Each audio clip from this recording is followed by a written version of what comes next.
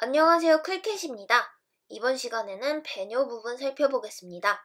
자연 배뇨를 도와주는 방법을 살펴보고 자연 배뇨를 실패했을 때 우리가 인공 배뇨를 하게 되는데요. 인공 배뇨 시에 요로 감염이 되지 않으려면 어떻게 관리를 해줘야 되는지 이 부분에 포커스를 맞춰서 살펴보겠습니다. 배뇨를 할 때 가장 좋은 건 자연 배뇨죠. 자연 배뇨는 스스로 내가 배뇨를 할 수 있다는 뜻이에요. 수술을 하고 나왔거나 어떤 질환이나 특정 이유에 의해서 자연 배뇨를 못하는 경우가 있습니다. 그럴 때 스스로 배뇨를 할 수 있도록 도움이 되는 것들이에요. 물 흐르는 소리를 틀어주면 도움이 됩니다. 이렇게 뭔가 졸졸졸 물소리가 나면 배뇨 욕구가 생기거든요. 그러면 화장실이 가고 싶죠. 방광 부위를 가볍게 눌러주는 것도 도움이 됩니다. 배뇨를 할 때 좀 더 편안한 분위기에서 화장실을 이용한다면 자연 배뇨가 좀 더 잘 될 거예요. 우리가 평소에도 좀 화장실이 불안하고 불편하면 볼일을 잘 못 보잖아요. 그래서 좀 더 편안하고 평소에 화장실 가는 자세를 만들어주면 배뇨하는 데 도움이 되는 거죠. 따뜻한 물을 회음부 쪽에 부어주는 것도 도움이 됩니다. 그리고 움직이지 못해서 침상에서 배뇨를 해야 되는 경우도 있어요. 그럴 때 변기가 차가우면 몸이 움츠러들어서 나오던 것도 안 나올 거예요. 그러니까 변기도 따뜻하게 제공을 해주고요. 더운 물주머니를 복부에 대줘서 따뜻하게 해주거나 시계 방향으로 복부 마사지를 해주는 것도 도움이 되는 거죠. 어떻게 보면 이렇게 방광을 눌러서 마사지하는 거랑 비슷한 개념이죠. 이렇게 해주면 자연 배뇨하는 데 도움이 되고요. 이 마지막 부분이 정말 헷갈려요. 금기가 아니면 수분 섭취를 격려를 합니다. 수분이 있어야 소변이 만들어지고 배뇨를 할 수가 있잖아요. 그래서 수분 섭취는 배뇨에 도움이 되는데요. 중요한 건 금기가 아니면이에요. 지금 뭔가 방광에 문제가 생겨서 방광에 소변이 가득 차 있는데도 소변을 못 보는 상황이에요. 배뇨가 안 되는 상황이죠. 그런데 여기다 수분 섭취를 더 해주면 방광이 터질 것 같은데 여기에 오줌을 더 만들어주면 안 되겠죠. 여기서 말하는 수분 섭취는 몸에 물이 없어서 방광이 텅텅 비어 있는 상태이기 때문에 소변을 만들어야 할 때 이렇게 물이 차 있어야 소변이 있어야 배뇨가 되니까 수분 섭취를 격려하는 거고요. 방광에 터질 듯이 커져 있는데 이럴 때는 수분 섭취하면 곤란하겠죠. 그래서 이 금기가 아니면이 별거 아닌 것 같은데 이런 보기 때문에 저도 한번 틀린 적이 있습니다. 그래서 페뇨라든지 소변을 보고 싶은데 못 보고 있는 사람한테 수분을 공급하는 행위는 수분만 축적하고 오히려 배뇨를 방해해주는 행위입니다. 보기를 보실 때 요 점 유의해서 봐주시고요. 보통의 경우라면 수분 섭취가 자연 배뇨를 도와주지만 문맥을 좀 잘 보면서 조심해서 수분 섭취는 봐주셨으면 좋겠어요. 그래서 자연 배뇨를 하려고 노력을 했는데 못한 거죠. 그러면 방광에서는 수분이 계속 축적돼 있고 빵빵한 상태입니다. 그걸 우리가 인위적으로 좀 뚫어서 방광에 있는 시야를 빼주는 게 바로 인공 배뇨죠. 인공 배뇨는 우리 몸속에 넣어주는 거기 때문에 철저하게 무균수를 유지해줘야 됩니다. 인공 배뇨는 크게 두 가지가 있어요. 일시적인 것과 좀 장기적으로 돈요관을 꽂고 있는 거고요. 일시적이든 장기적이든 철저하게 무균술로 관리를 해줘야 됩니다. 그래서 일시적인 돈요, 단순 돈요라고 하고 넬라톤이라고도 불러요. 소변을 보고 싶은데 요가 정체돼서 방광이 막 터질 것 같아요. 그때 도와주려고 단순 돈요를 하기도 하고요. 내진 또는 하복부 검사를 해줘야 돼요. 그때 방광을 비워줘야 된다면 단순 돈요를 해주는 거죠.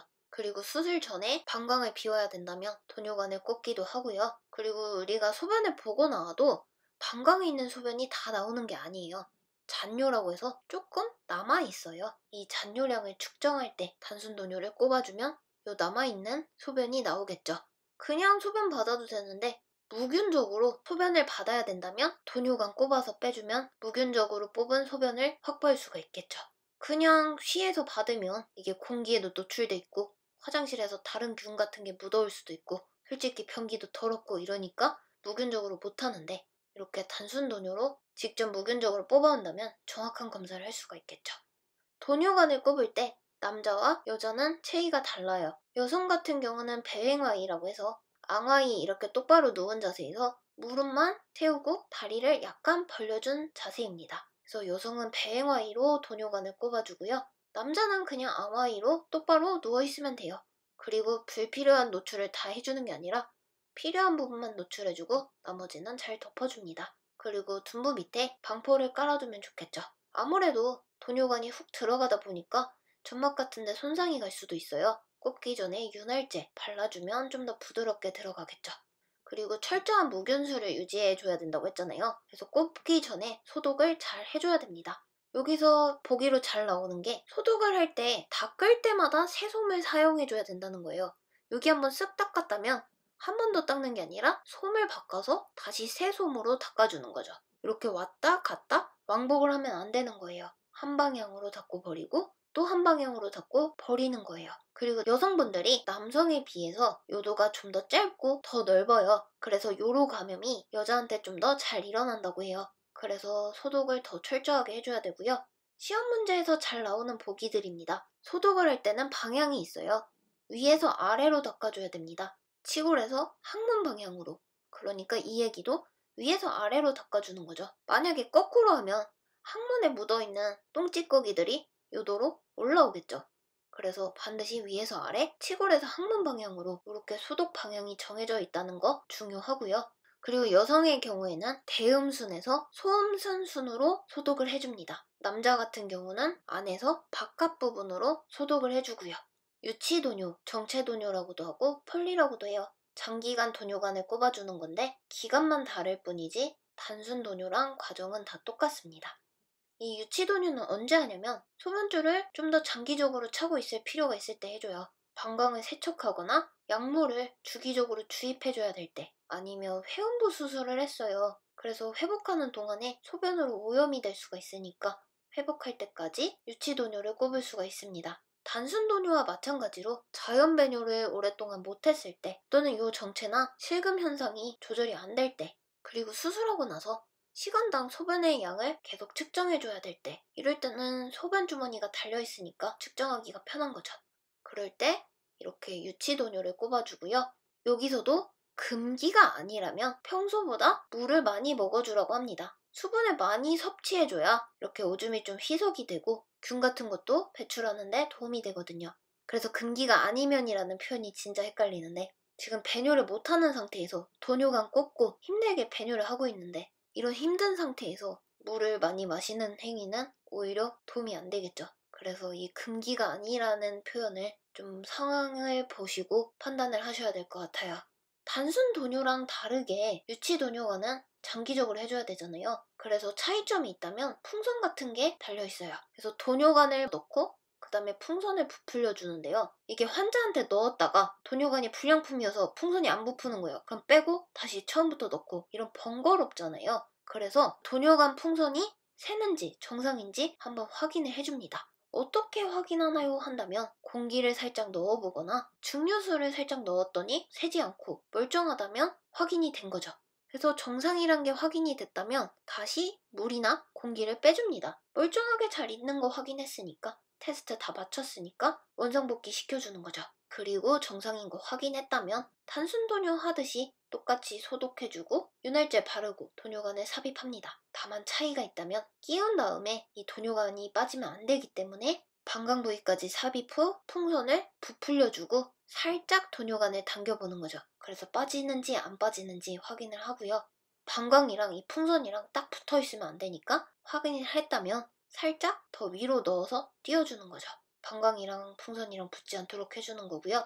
그래서 유치도뇨관이 잘 들어갔다면 이게 라인이 왔다 갔다 움직이기 불편하잖아요. 그래서 대퇴부에 고정을 해줍니다. 그리고 소변 주머니랑도 연결을 해주고요. 여기서 보기에 잘 나오는 문장이 있어요. 이 소변 주머니는 침대보다 낮게 유지를 하는데 바닥에 굴러다니면 안 됩니다. 침상보다 낮게 유지하는 이유는 소변 주머니가 위쪽에 달려있으면 오히려 역류해서 거꾸로 들어가기가 쉽겠죠. 소변이 방광으로 들어가면 감염 위험이 있기 때문에 소변 주머니는 침상보다 이렇게 아랫부분에 놓되 대신에 바닥에 끌리게 이렇게 두면 안 된다가 포인트입니다.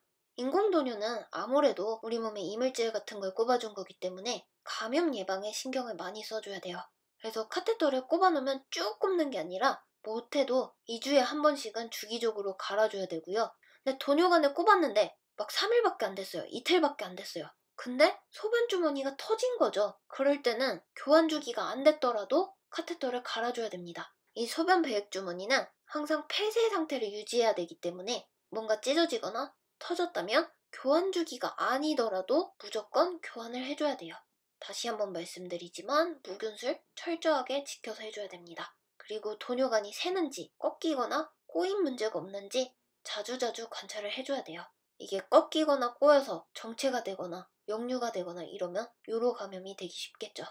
그래서 잘 신경을 써줘야 되고요. 그래서 방광이 이제 제 기능을 회복해서 도뇨관을 제거할 거예요. 또는 도뇨관이 막히거나 아니면 교환해야 될 시기가 돼서 제거를 하고 다시 갈 때 우리가 도뇨관을 제거하겠죠. 어쨌든 모든 치료를 할 때는 환자한테 설명을 충분히 한 다음에 해줘야 되고요. 대퇴에 고정해놓은 도뇨관, 반창고를 먼저 떼줘야겠죠. 그리고 도뇨관 빠지지 않게 풍선을 부풀려 놨잖아요. 공기를 부풀렸다면 공기를 빼주고 중류수를 넣어서 부풀렸다면 중류수를 빼서 원상복귀 시켜줍니다. 그리고 도뇨관 빼다가 남은 소변이 나올 수도 있으니까 남은 소변도 모두 소변 주머니로 빼버린 다음에 그 다음에 천천히 빼시면 돼요. 도뇨관을 제거했다면 회음부나 소변 주머니의 소변 색깔, 색, 냄새 등 이상한 게 없는지 잘 관찰을 해주고요. 그리고 도뇨관을 제거한 다음에도 자연 배뇨가 잘 되는지 이상은 없는지 관찰이 필요하겠죠. 유치 도뇨를 해놓으면 자동으로 소변이 줄줄 나오기 때문에 빼고 났다면 방광 훈련을 하는 게 필요합니다. 괄약근을 조이고 풀어주고 이런 걸 까먹기 때문에 한번 연습해 보는 거예요. 어떻게 하냐면 일부러 도뇨관을 잠가 놓는 거죠. 잠갔다 풀었다 해보면서 우리가 실제로 소변을 참았다 소변 보고 참았다 소변 보고 이런 식으로 방광 훈련을 한다는 뜻입니다. 그리고 도뇨관을 뺐다면 빈뇨가 있어서 화장실을 자주 가는지, 배뇨 시 따끔따끔 자결감 같은 게 있는지, 통증이 있는지, 자연 배뇨가 잘 되는지 잘 살펴봐야 된다 이런 뜻입니다. 그래서 배뇨 부분에서는 자연 배뇨를 도와주는 방법 꼭 기억해 주시고 무균수를 유지하기 위해서 소독되는 방향들 꼭 기억을 해주세요. 그리고 언제 단순 도뇨를 하고 언제 정체 도뇨를 하는지 그리고 차이가 무엇인지 구분을 하는 것도 필요합니다. 그리고 유치 도뇨를 했다면 요로 감염 방지를 위해서 어떤 노력을 하는지 이런 내용도 같이 봐주시면 좋을 것 같아요.